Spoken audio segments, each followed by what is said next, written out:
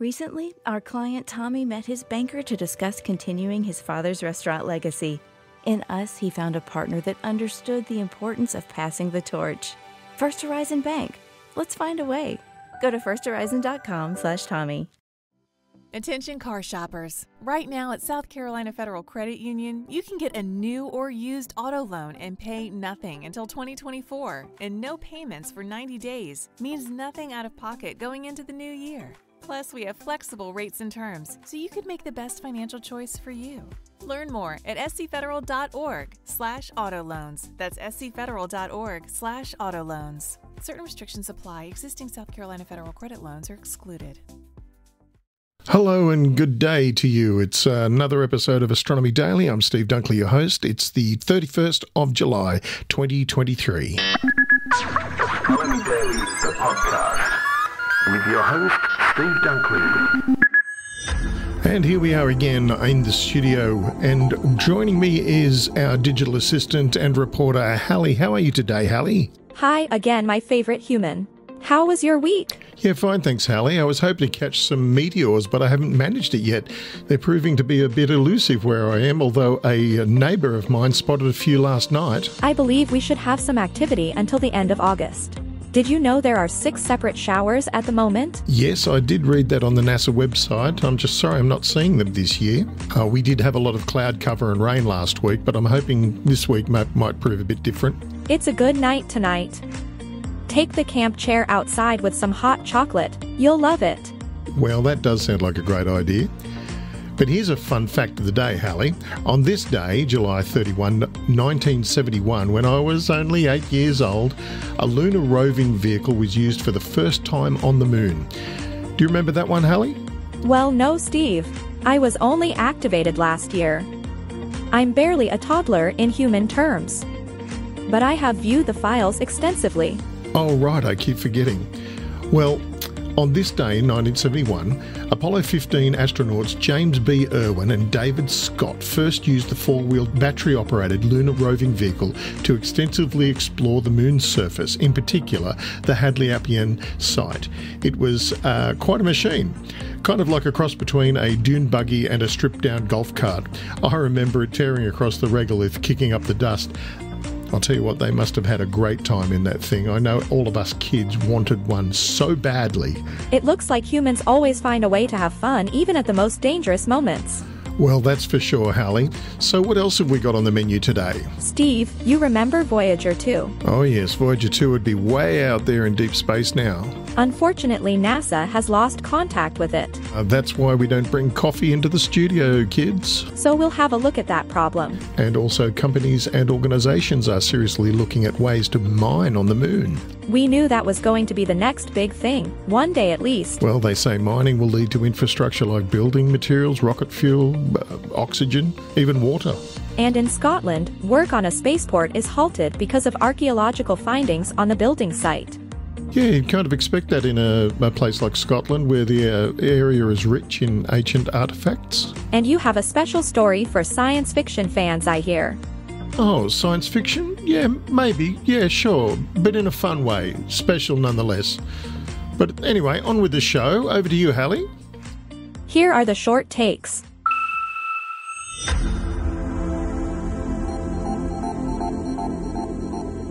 Amidst its epic journey into the cosmos, NASA's Voyager 2 spacecraft has temporarily lost contact with the blue planet. An accidental deviation of the antenna's alignment on July 21st has caused an unexpected silence in the spacecraft's interstellar communications. Voyager 2, nestled over 12.3 billion miles, 19.9 billion kilometers, away from Earth, slightly misaligned its antenna by 2 degrees following a routine transmission of planned commands. This minimal misdirection has led to an unexpected halt in the flow of data between the spacecraft and our home planet, as Voyager 2 can neither receive commands nor transmit data back to Earth. The unanticipated pause in communication was triggered due to the misalignment, effectively disrupting the spacecraft's contact with NASA's Deep Space Network (DSN) antennas stationed on the ground. The DSN, a critical part of Voyager 2's communication apparatus, has been rendered incapable of receiving the data sent by the spacecraft. Correspondingly, Voyager 2 is also deprived of receiving instructions from the DSN's ground controllers. Despite this interruption, Voyager 2 has not deviated from its intended path and will continue along its planned trajectory. The design of the spacecraft includes a built-in mechanism that ensures its antenna periodically resets its orientation towards Earth, irrespective of the spacecraft's position in space. This mechanism comes into play several times a year, acting as a critical failsafe to maintain the interstellar bond between the spacecraft and Earth. The next automatic antenna reset of Voyager 2 is scheduled for October 15th. Following this reset, the spacecraft's antenna will realign its focus towards Earth, restoring the communication links. The mission team remains hopeful that this scheduled realignment will serve as an effective solution to the current disruption. The pace is quickening for using Earth's moon as a near-term, go-to location to land on, live and explore. As NASA's Artemis program moves forward, so too do long-term plans by small and large firms, academia, along with international space agencies. That was in evidence at the 23rd meeting of the Space Resources Roundtable, held at the Colorado School of Mines. A record attendance of some 250 participants spoke on lunar economic models, results of lab tests, and legal and policy issues. A number of entrepreneurial groups shared their strategies to turn the moon into a hustle and bustle world of marketable services. The key glue that anchors future moon use is labeled In Situ Resource Utilization, or ISRU. This involves the extraction of oxygen, water and other available materials for cranking out rocket fuel and to gas up life support systems. Then there's pulling out metals on the moon to fabricate lunar housing, landing pads, along with other structures and products. There is international pressure to do this, which will keep the program pushing forward, say those involved. Many of the parties providing this push are in the private sector, along with NASA working with U.S. groups through the Commercial Lunar Payload Services Program, which is to deliver science and technology to the lunar landscape. Shiny quartz, giant granite stones and a possible cremation came to light during a dig at the new Saxavord spaceport, readying for rocket launches on the United Kingdom's northernmost island. Shetland's Saxavord plans to host its first space liftoff later this year, pending readiness of its license, and the company's planning to send small rockets to space from UNST, in the far north of Scotland. It's definitely very exciting, an official with Saxavord, who asked not to be named, in an interview of the dig. It will take months at the least to learn about the finds and to figure out how to protect them, but spaceport officials said they are committed to sharing the story in some way for visitors, perhaps using an exhibition or marker. "We didn't expect to find this Bronze Age thing as well," said Val Turner, an archaeologist who represents the county at large through a Scottish charity, the Shetland Amenity Trust. Archaeologists also found evidence of cremations, burnt bones, and filing cabinet-sized granite boulders that would have needed several people to move over a short distance. The boulders were particularly puzzling, Turner said, as the gigantic stones were buried so that only the tips were visible. She cautioned the excavations are at such an early stage that nobody knows for sure if the timing of the cremations and boulders coincided, but if so, it is quite possible that they, the stones, were put there in order to create a visual boundary of the area. We'll soon get sharper vision on cosmic X-rays. A new satellite aims to study huge objects in the universe, using instruments able to measure the heat of a single X-ray photon. The X-ray Imaging and Spectroscopy Mission, XRISM, pronounced XRISM, will analyze X-rays using the widest field of view instrument ever implemented in this kind of imaging probe. The instrument will be able to pry apart high-energy light into the equivalent of an X-ray rainbow, according to a NASA statement. XRISM is scheduled to launch from Japan's Tanegashima Space Center on August 25, August 26, Japan time zone. Exact time of day has not yet been announced. In 2026, the European Space Agency (ESA) will launch its next-generation exoplanet hunting mission, the Planetary Transits and Oscillations of Stars named Plato.